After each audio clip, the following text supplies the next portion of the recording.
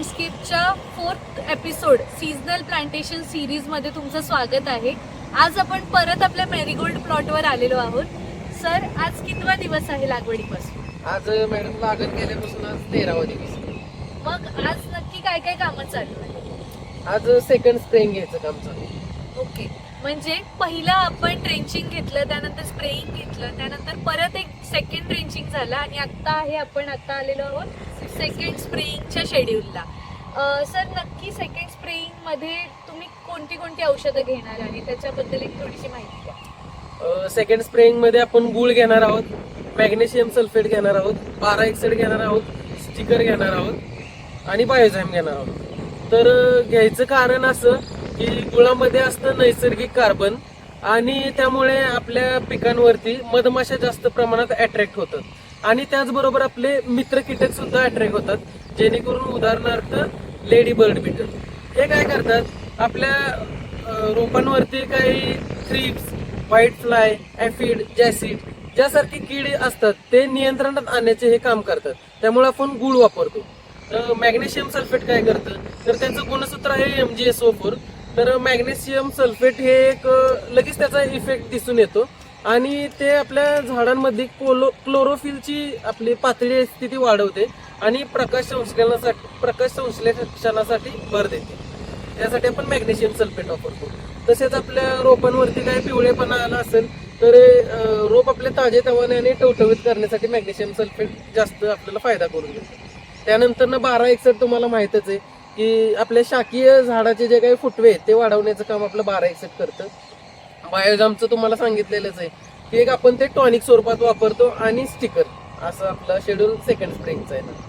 Second शेड्यूलची माहिती सरांनी खूप छान प्रकारे आपल्याला दिली, म्हणजे प्रत्येक घटकाचं नक्की काम काय त्याचं, तसं त्याचा झेंडूवर कशा प्रकारे त्याचा वापर होणार आहे, झेंडूचं रोप त्याला कशा प्रकारे ॲब्झॉर्ब करून त्याचे काय रिझल्ट देणार हे सगळं सरांनी सांगितलं। सर, एखादं रोप आम्हाला दाखवा, म्हणजे आत्ता कालपर्यंत जे आपण टॉप पिंचिंग वगैरे हे सगळ्या ऍक्टिव्हिटीज झाल्यानंतर आजच्या दिवसाला रोप कसं दिसतंय हे पण सगळ्यांना दिसत। नक्कीच आपण बघू शकता, परवा दिवशी आपली टॉप पिंचिंग झाल्यानंतर हे जे नवीन फुटवे आहेत ते आता वाढत आहेत, हे बघा, आणि रोपाची वाढ सुद्धा चांगली आहे, रोप हिरवगार आहे, पानांना पसरटपणा आहे, स्टेम पण अशी जाड झालेली दिसते आपल्याला। पहिल्या व्हिडिओमध्ये आणि आत्ताच्या रोपामध्ये खूप असं अंतर आहे आणि रोप पण एकदम टवटवीत आहे, कुठल्याच रोपाला कुठलाच कीड नाही आणि कसलाच काही प्रॉब्लेम नाही। खूप छान प्लॉट आपला ग्रोथ होतीये, मला पण बघायला पर्सनली खूप छान वाटतंय। सर, जो आपण आता कंटेंट घेतलेला आहे तो जो तुम्ही सांगितलं त्याचं मिक्सचर करताना तुम्ही आम्हाला दाखवाल का? हो नक्कीच। चला पुढे बघूया।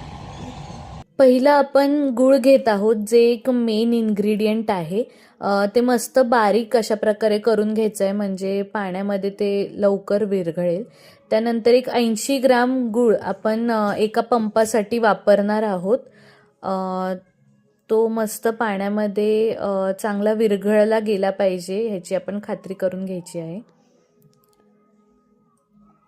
त्यानंतर दुसरं महत्त्वाचं इन्ग्रेडियंट म्हणजे मॅग्नेशियम सल्फेट, कॉमनली ह्याला इप्सम सॉल्ट म्हणून असं ओळखलं जातं।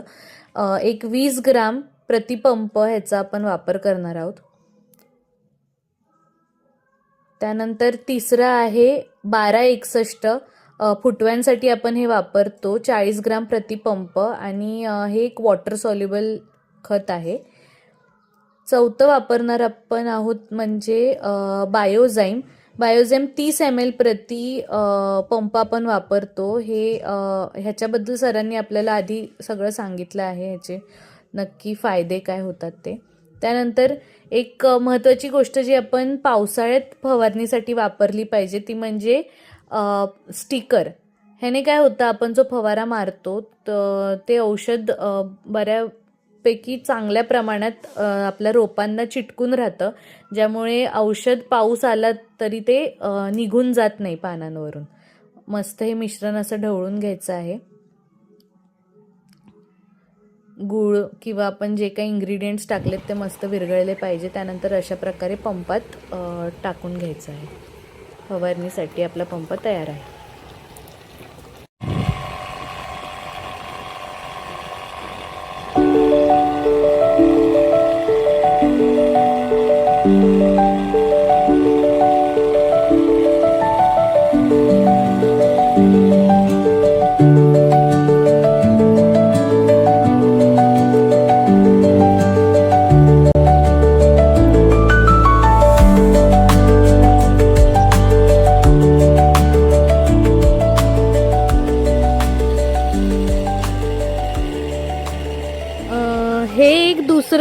महत्वाचं काम चालू आहे प्लॉटवर.